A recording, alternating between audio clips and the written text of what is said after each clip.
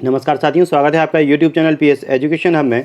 और दीक्षा ऐप में हमारा जो प्रशिक्षण है कोर्स 2 उसकी प्रश्नोत्तरी हम देखेंगे। यहाँ पर हमारे 20 प्रश्न हैं और आप यदि एक बार प्रश्न कर लेते हैं, सेकंड बार यदि आप करते हैं तो आपके प्रश्न बदल जाएंगे, यानी 3 अटैम्प्ट में आपके प्रश्न बदलते रहेंगे। तो एक जो वीडियो है इससे पहले बना दिया गया है और उसमें भी कुछ प्रश्न है, ये सेकंड वीडियो है और इसे भी आप देख लें, जिससे कि आपके मान लो जितने भी क्वेश्चन आते हैं सारे अटैम्प्ट में आप इन क्वेश्चनों को कर सके। तो यहाँ पर हम प्रश्नोत्तरी प्रारंभ करते हैं और हमारा पहला प्रश्न है, बच्चों के सीखने की प्रगति का आकलन करने के लिए शिक्षकों और हितधारकों के मार्गदर्शक बिंदु हैं कौशल, प्रवृत्ति, सीखने के प्रतिफल, दक्षता। तो हमारा सही उत्तर है यहाँ पर सीखने के प्रतिफल। इसके ऊपर हम क्लिक करेंगे। तो कुछ प्रश्न आपके जो हैं वो मिलते जुलते रहेंगे, लेकिन हर बार आपको जो प्रश्नोत्तरी यदि आप एक बार छोड़ते हैं दूसरी बार करते हैं तो प्रश्नोत्तर में आपका थोड़ा सा परिवर्तन आ सकता है, इसलिए आप ध्यान से प्रश्नोत्तरी देखें। इसके बाद हम अगला प्रश्न देखेंगे। हमारा प्रश्न दूसरा है कि बच्चों को निःशुल्क और अनिवार्य शिक्षा का अधिकार आरटीई एक्ट अधिनियम का उद्देश्य खालिस्तान आयु के बच्चों को निःशुल्क और अनिवार्य शिक्षा देना है। तो 6 से 14 वर्ष के बच्चों के लिए जो है ये अनिवार्य है। तो यहाँ पर हमारा 6 से 14 जो है ऑप्शन है, इस पर हम क्लिक करेंगे। इसके बाद हम अगला प्रश्न देखेंगे। प्रश्न तीसरा देखेंगे, प्रत्येक दक्षता को 1 नंबर कोड खालिस्तान के लिए दिया गया है। सीखने के प्रतिफलों को व्यवस्थित ढंग से क्रम में लगाने के लिए, सीखने के प्रतिफलों को क्षैतिज ढंग से व्यवस्थित करने के लिए, सरल पहचान करना और संदर्भ, सीखने के प्रतिफलों को पदानुक्रमिक करने के लिए। तो यहाँ पर सही उत्तर जो है वो है सरल पहचान करना और संदर्भ। इसके ऊपर हम क्लिक करेंगे और ये प्रश्नोत्तरी आपकी हेल्प के लिए आप अपने स्वयं के बुद्धि विवेक से भी प्रश्नोत्तर हल कर सकते हैं।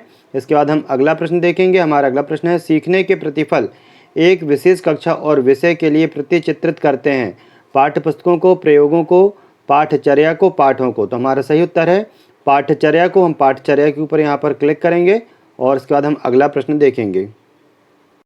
हमारा अगला प्रश्न है, सीखने के प्रतिफलों को होना चाहिए अवलोकन करने और मापने योग्य पाठ्यपुस्तक पर आधारित जातिगत वैज्ञानिक। तो सीखने के प्रतिफलों को जो है वो अवलोकन करने और मापने योग्य होना चाहिए। जो हमारे प्रतिफल होते हैं, लर्निंग आउटकम जो होते हैं, वो अवलोकन करने योग्य और मापने योग्य होना चाहिए। इसको हम क्लिक करेंगे। अगला प्रश्न देखेंगे। प्रश्न अगला है, भावनाओं की अभिव्यक्ति और प्रबंधन तथा सकारात्मक और उपयोगी संबंध स्थापित करने की योग्यता और परिवेश को खोजने और संलग्न होने की योग्यता एक हिस्सा है सौंदर्यानुभूति का विकास का, सामाजिक भावनात्मक विकास, भाषा और साक्षरता विकास का, शारीरिक और गत्यात्मक विकास का। तो यहाँ पर सामाजिक भावनात्मक विकास पे हमने यहाँ पर टिक किया है और यहाँ पर हम इसको क्लिक करके आगे बढ़ेंगे। इसके हम देखेंगे। हमारा अगला प्रश्न है, बच्चे बिना समझे सामान्य डिकोडिंग द्वारा यांत्रिक ढंग से पढ़ता सीखते हैं यदि उनका खालिस्तान सुनिश्चित हो। अक्षर ज्ञान, मुद्रण, अवधारणा, शब्द भंडार, मौखिक भाषा आधार। तो यहाँ पर हमने मौखिक भाषा आधार पर क्लिक किया है और ये हमारा हमने जो इसको सोच कर लगाया है, इसका सही उत्तर होगा मौखिक भाषा आधार। और आपके पास 20 प्रश्न रहेंगे। यदि आप 15 प्रश्न कर लेते हैं तो आप सबमिट कर दें, क्योंकि आपको 70% नंबर मिल जाते हैं। इसके बाद अगला प्रश्न देखेंगे। खालिस्तान के अंत तक बच्चे सीखने के ऐसे तरीक़ों के आदी हो जाते हैं जो जीवन पर्यंत चलना रहता है। तो किस कक्षा के अंत तक है? तो ये कक्षा 3 है। हमने कक्षा 3 के ऊपर क्लिक किया। उसके बाद हम अगला प्रश्न देखेंगे। तो यहाँ पर आपको 14 प्रश्नों से लगभग 15 प्रश्न के ऊपर यदि आपके सही होते हैं तो आप प्रश्नोत्तरी को सबमिट कर दें, क्योंकि 3 अटैम्प्ट के बाद यदि आप करते हैं और यदि नहीं हो पाता है तो फिर आपका सर्टिफिकेट नहीं आएगा और आपका कोर्स पूर्ण नहीं हो पाएगा। अगला प्रश्न देखेंगे। अगला प्रश्न है, भोजन में प्रोटीन, फैट और कार्बोहाइड्रेट प्रदान करते हैं। तो भोजन में जो प्रोटीन है, फैट है, कार्बोहाइड्रेट है, ये संतुलित पोषण, प्रतिरोधक क्षमता, स्थूल पोषक तत्व, सूक्ष्म पोषक तत्व। तो ये हमें स्थूल पोषक तत्व प्रदान करते हैं। यहाँ पर हम इसको टिक करेंगे। इसके बाद हम अगला प्रश्न देखेंगे। और इससे पहले यदि अभी तक क्या आपने चैनल को सब्सक्राइब नहीं किया तो चैनल को सब्सक्राइब कर लें, जिससे इस प्रकार की जो जानकारी है, वीडियो समस्त 12 प्रश्नोत्तरी के आपको यहाँ पर मिल जाएंगे। इसके बाद अगला प्रश्न हम देखते हैं। विशिष्ट कथन जिसमें ठीक ठीक वर्णन किए गए हैं कि एक छात्र मापने योग्य तरीके से क्या करने योग्य होगा कहलाते हैं प्रवृत्ति, सीखने के प्रतिफल, कौशल या दक्षता। तो यहाँ पर जो सही उत्तर है वो है सीखने के प्रतिफल। इसके ऊपर हम टिक करेंगे। इसके बाद हम अगला प्रश्न देखेंगे।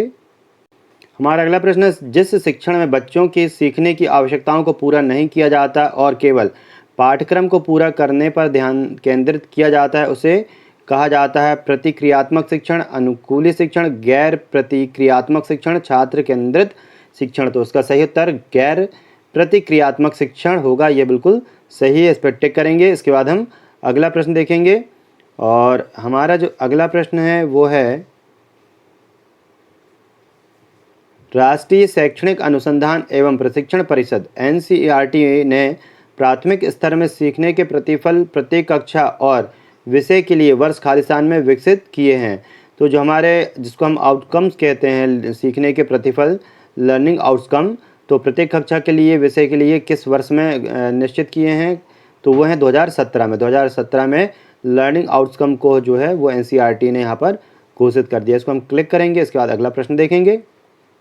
अगला प्रश्न है दक्षता मॉडल में शिक्षण के विद्यार्थी के खालिस्तान से मिलान करने के लिए खालिस्तान योजना बनाई जाती है। कक्षा, कौशली, आयु, विकासात्मक तैयारी। तो दक्षता मॉडल में शिक्षण के विद्यार्थी के विकासात्मक तैयार से मिलान करने के लिए योजना बनाई जाती है। चौथा ऑप्शन हमारा विकासात्मक तैयारी है, इसको सही करेंगे। आपके ऑप्शन हो सकता है ऊपर नीचे हो जाएं, प्रश्न भी आगे पीछे हो सकते हैं, इसलिए ध्यानपूर्वक प्रश्नोत्तरी को देखें और आप चाहें तो एक कागज में से लिख भी सकते हैं। अगला प्रश्न देखेंगे। हमारा अगला प्रश्न है संदर्भ के उपयुक्त ज्ञान, कौशलों और प्रवृत्तियों के मेल को इस रूप में परिभाषित करते हैं? सीखने के प्रतिफल, प्रवृत्ति, कौशल या दक्षता। तो हमारा सही उत्तर है दक्षता। संदर्भ के उपयुक्त ज्ञान, कौशलों और प्रवृत्तियों के मेल को इस रूप में परिभाषित करते हैं, वो है दक्षता। दक्षता के ऊपर हम टिक करेंगे और अगला प्रश्न देखेंगे।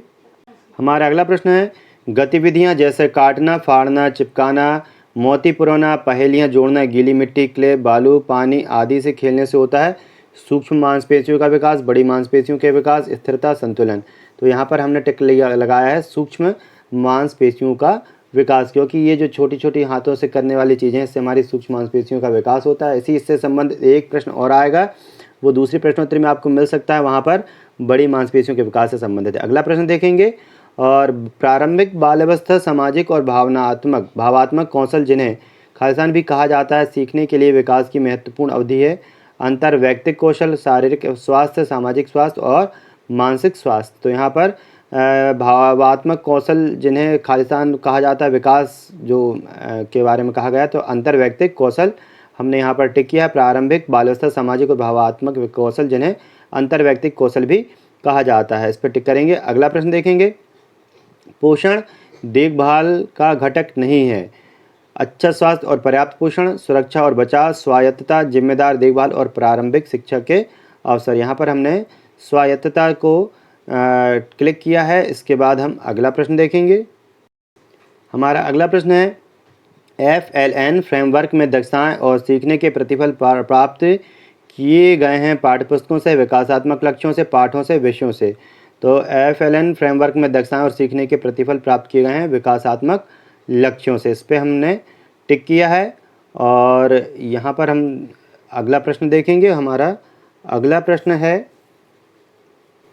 लक्ष्यों को खालिस्तान द्वारा FLN मिशन की प्रगति की निगरानी करने के रूप में परिभाषित किया गया है।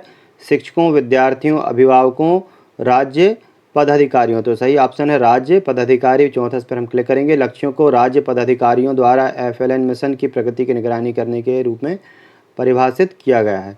इसके बाद हम अगला प्रश्न देखेंगे।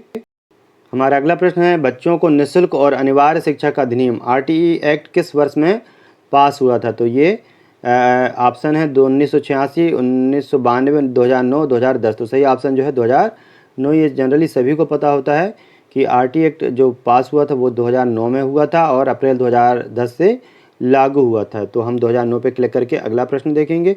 और इस प्रकार हमने अपने 20 प्रश्न कर लिए हैं और 20 प्रश्न अब हम देखेंगे, हम सबमिट करते हैं।